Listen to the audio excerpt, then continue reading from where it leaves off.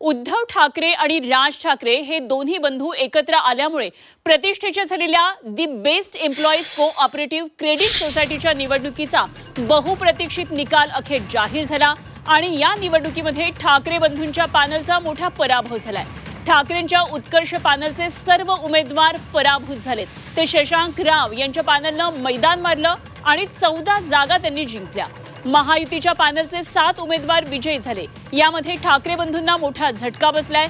आगामी मुंबई महानगरपालिका निवडणूक एकत्र लढण्याच्या विचारात असलेल्या ठाकरे गट आणि मनसे पक्षासाठी हा मोठा धक्का मानला जातोय।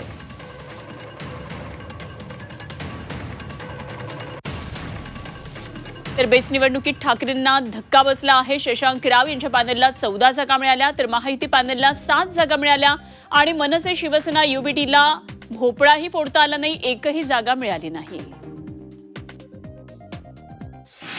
कारण मी या विषयात फार लक्ष दिलं नाही। या पतपेढ्यांच्या निवडणुका या बेसिकली ज्या ट्रेड युनियन्स असतात त्यांची ताकद काय याच्यावरती असतात। माझ्याकडे पूर्ण माहिती नाही काय झालंय ते। भारतीय जनता पक्ष म्हणतोय की ठाकरे ब्रँड फेल करणार। ठाकरे ब्रँड कधीच फेल होणार नाही।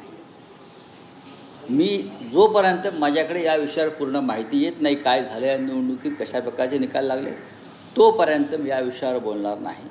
पतपेढीची निवडणूक म्हणजे काय परीक्षा नाही, ही चाचणी परीक्षा सुद्धा नाही। लोक एकत्र आले निवडणुका लढले असतील।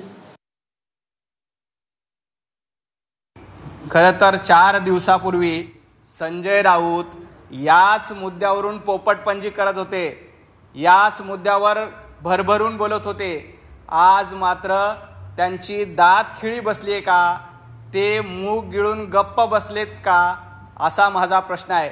कारण आता बोलायला ईव्हीएमचा मुद्दा नाही आहे, आता बोलायला मतचोरीचा मुद्दा नाही आहे, आता बोलायला षडयंत्राचा मुद्दा नाही आहे आणि आता बॅलेट पेपरवर मुंबईकरांनी ही निवडणूक भारतीय जनता पार्टीच्या माध्यमातून विजयी केलेली आहे।